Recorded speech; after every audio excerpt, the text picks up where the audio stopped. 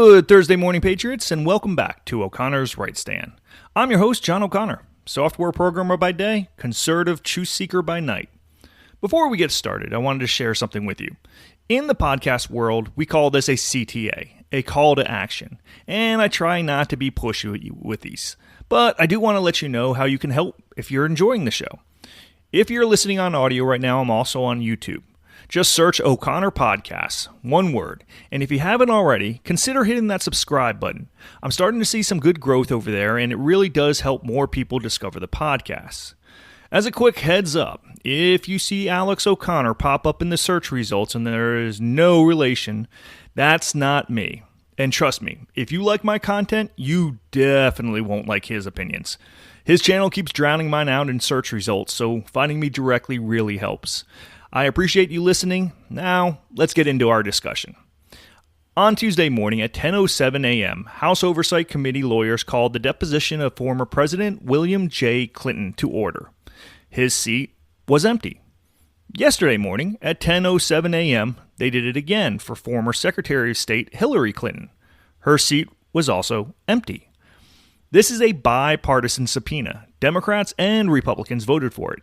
Yet both Clintons refused to show up, and now they are facing contempt of Congress charges. Here's what should make your blood boil. Steve Bannon went to prison for 4 months for defying a congressional subpoena. Peter Navarro went to prison for 4 months for defying a congressional subpoena. Both were prosecuted and jailed. So, the question is simple. Will the Clintons face the same justice, or are some people truly above the law? Today, we are breaking down what happened, the absolutely ridiculous letter the Clintons sent to Congress, the two-tier justice system on full display, and most importantly, what you can do to demand accountability. The Right Stand starts now.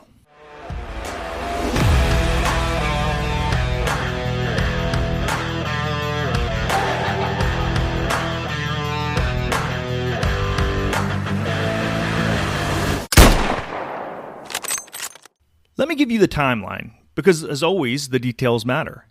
On July 23, 2025, the House Oversight Federal Law Enforcement Subcommittee voted unanimously to issue subpoenas to 10 individuals for testimony about Jeffrey Epstein and Ghislaine Maxwell.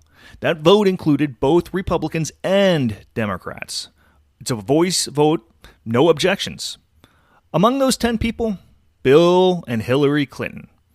Chairman James Comer issued the subpoenas on August 5th. That's over 5 months ago, Patriots. Bill Clinton's first scheduled deposition? October 14th, 2025. He declined, said he needed to attend a funeral. Rescheduled for December 17th. He declined again. Same excuse, funeral. So Chairman Comer said, fine, we'll accommodate you. Just give us alternative dates in January. You know what Bill Clinton's lawyer said? No. Wouldn't provide any alternative dates. So, Comer set the deposition for this past Tuesday, January 13th, and Bill Clinton just didn't show up. Hillary Clinton's story? Exact same pattern. First date, October 9th, declined.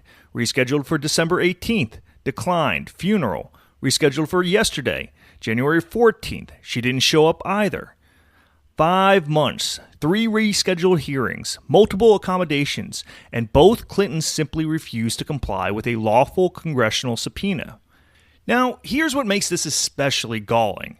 This subpoena was issued by a bipartisan vote. Democrats on that subcommittee voted yes. Ranking member Robert Garcia, a Democrat from California, he voted for this subpoena too. And you know what Garcia has said in the past about defying congressional subpoenas? Quote, defying a congressional subpoena is highly illegal. No one is above the law, end quote. So where was Garcia on Tuesday? Where was he yesterday? Not a single Democrat showed up to either deposition, not one. These are the same Democrats who hold press conferences on the Capitol steps talking about getting justice for victims, the same ones who scream about accountability and rule of law. But when it's the Clintons, suddenly they're nowhere to be found. Think about that for a second. They voted for the subpoena. Then they abandoned it the moment their political allies decided not to comply. What does that tell you about their commitment to accountability? So, what did the Clintons do instead of showing up? They wrote a letter. And Patriots, this letter is something else. On Tuesday, both Bill and Hillary posted the same statement to their social media accounts. Caption, "This is not about right or left. It's about right and wrong." They disabled comments on both posts because, of course, they did. The letter starts with this.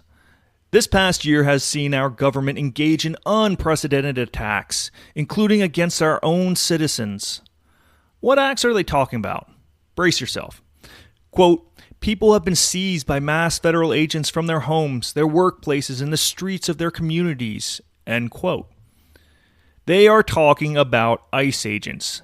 They are complaining about federal immigration enforcement. They even specifically mention an ICE agent killed an unarmed mother, referring to the Minneapolis shooting where an activist who was trained to confront ICE agents got shot while interfering with an arrest. Her name was Renee Good. Bill and Hillary Clinton are using leftist talking points about ICE and federal law enforcement to justify refusing to testify about Jeffrey Epstein. They are hiding behind the very narratives they helped create, claiming government overreach and federal abuse, all to avoid answering questions about their relationship with a convicted pedophile who trafficked children. The letter continues. "Every person has to decide when they have seen or had enough and are ready to fight for this country, its principles, and its people, no matter the consequences. For us, now is that time." Let me translate that for you. We are heroes for refusing to comply with the law. We are patriots for defying Congress. We are freedom fighters for protecting ourselves from accountability. The audacity is breathtaking. Their lawyers also sent an 8-page legal argument claiming the subpoenas are invalid and legally unenforceable, untethered to a valid legislative purpose, unwarranted because they do not seek pertinent information, and unprecedented infringement on the separation of powers. They even compared Chairman Comer to Joseph McCarthy. Yes, seriously. Let me ask you this. If you have nothing to hide, if you have no relevant knowledge, if everything is innocent, why not just show up and say that under oath? Why refuse for 5 months? Why reschedule 3 times? Why send dramatic letters about fighting tyranny instead of just answering questions?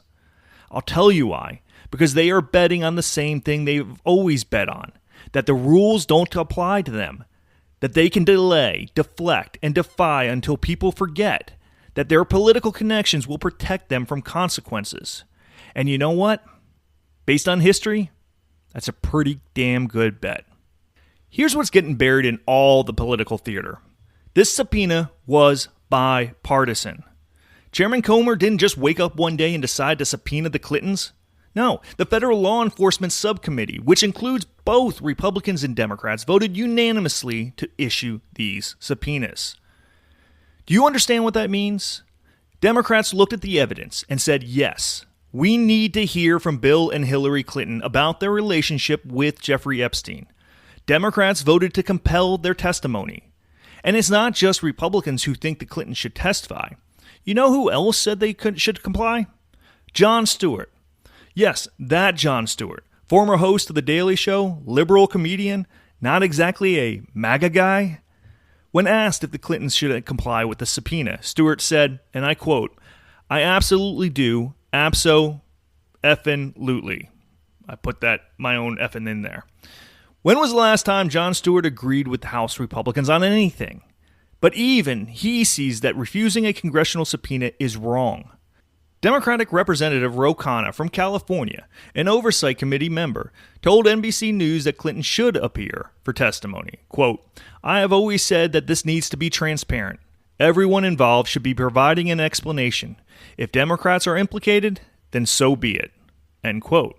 So this isn't partisan. This is about whether Congress has the power to compel testimony, whether investigations can happen, whether accountability exists. But most Democrats, they are hiding.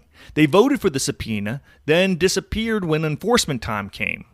Think about your own workplace for a second. Imagine your company has a problem, let's say missing inventory. Management forms an investigation team, mix of people from different departments. The team unanimously votes to interview everyone who had access to the stockroom. But then when it's time for interviews, the manager's friends just don't show up. They send letters saying the investigation is invalid. They claim it's a witch hunt. What would you do? Would you just shrug and say, oh well, guess we can't investigate our friends? Or would there be consequences? Because that's exactly what's happening here.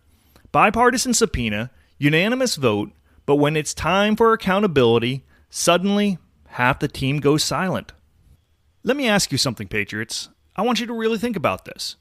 What happens at your job when someone consistently breaks the rules? Let's say you've got a coworker, let's call him Bill. Bill shows up late every single day. Bill misses deadlines. Bill talks back to the boss. Bill undermines projects. The first time Bill does this, maybe his boss gives him a warning. Bill, you need to be on time. You need to meet your deadlines. Bill nods, says he understands, then does it again the next week. So the boss gives him another warning. Bill, this is serious. If this continues, there will be consequences. Bill apologizes, makes excuses, blames everyone else, then does it again.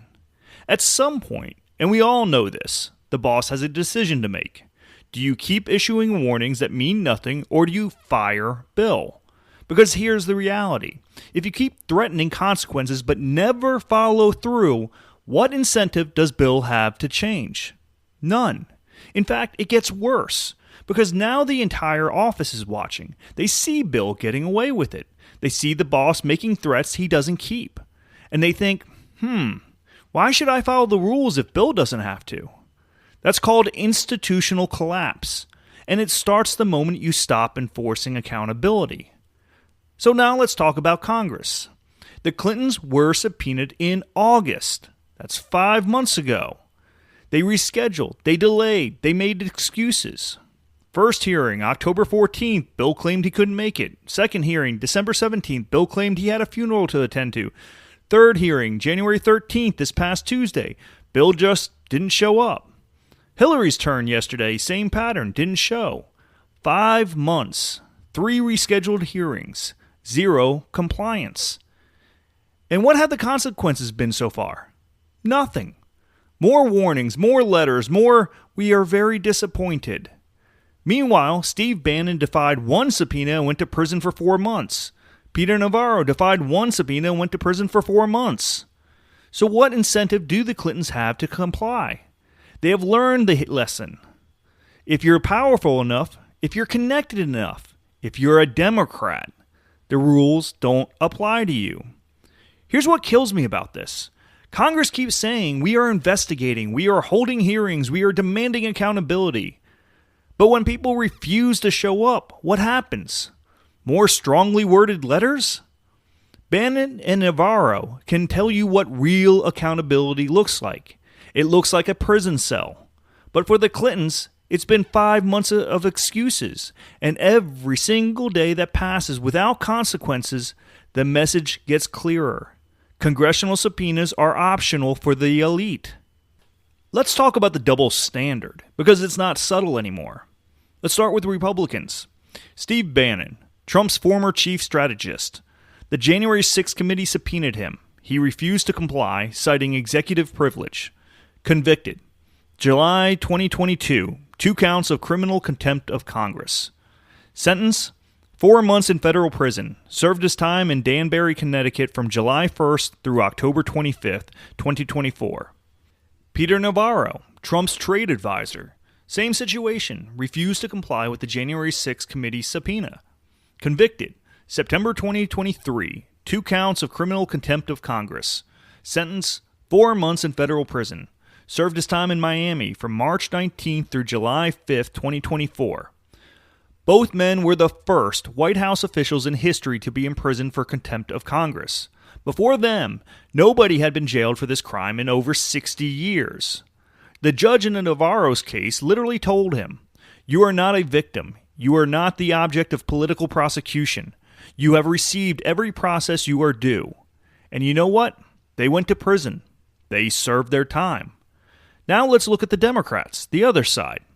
Eric Holder, Obama's Attorney General refused to turn over documents related to the Fast and Furious gun trafficking scandal. Held in contempt by Congress. June 2012. Jail time served. 0. The Justice Department, which Holder ran, declined to prosecute him.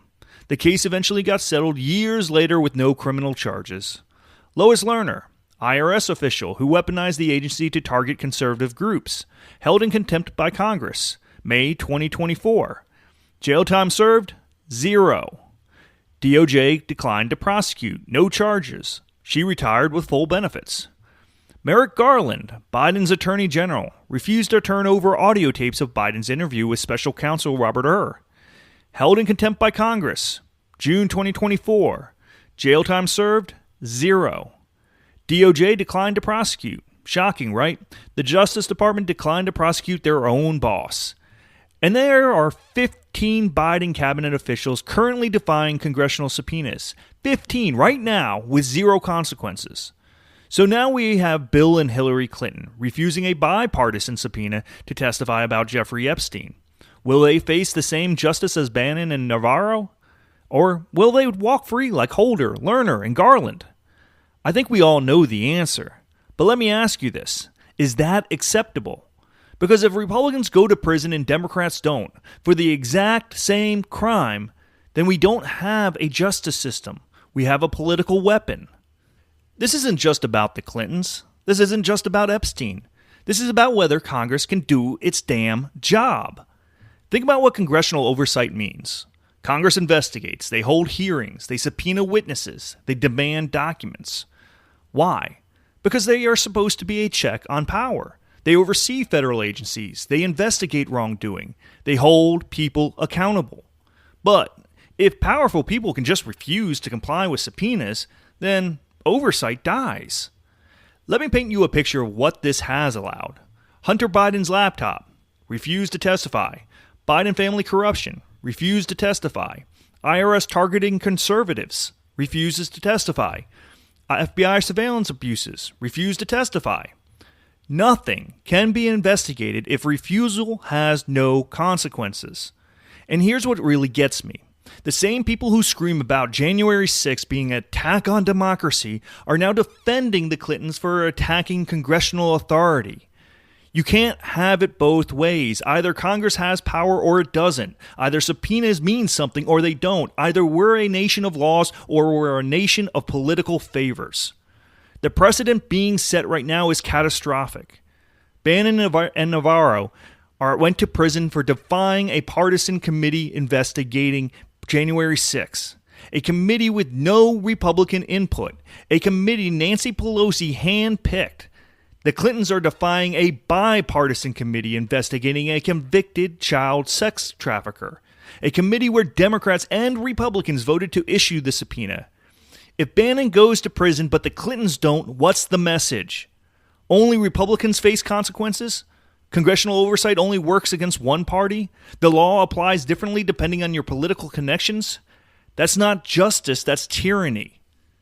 Next Wednesday, January 21st, the House Oversight Committee will vote on contempt resolutions for both Clintons. If the committee votes yes, which they almost certainly will, it goes to the full House for a vote.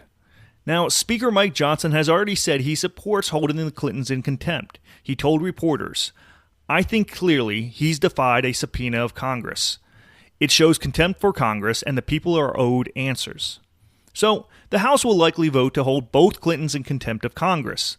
Probably passes on a party line vote, maybe with a few Democrats joining. Then what? It goes to the Department of Justice. Attorney General Pam Bondi has to decide, do we prosecute? This is where it gets interesting because Pam Bondi is a Trump appointee.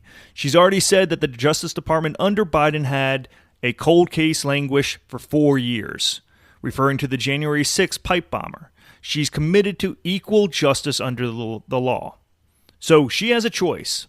Does she prosecute the Clintons the same way Steve Bannon and Peter Navarro were prosecuted, or does she decline like Eric Holder's DOJ declined to prosecute him? If she prosecutes, Democrats will scream it's political. They will call it a witch hunt. They will say Trump is weaponizing the Justice Department. Never mind that they prosecuted Bannon and Navarro. Never mind that this is a bipartisan subpoena. Never mind that the Clintons had 5 months to comply. But if she doesn't prosecute, she's admitting there are two justice systems. She's saying Republicans go to prison, Democrats don't. She's confirming everything conservatives have been saying about the weaponization of government. My prediction, she prosecutes, and the case goes to court, and the Clintons' lawyers fight it for years. Appeals, delays, motions. Bannon served his 4 months. Navarro served his 4 months. The Clintons, they will probably die of old age before ever seeing the inside of a courtroom. But here's what should happen.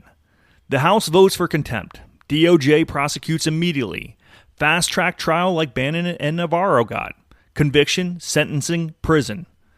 Equal justice under the law. Same crime, same punishment. Doesn't matter if you're a billionaire political dynasty or a podcaster.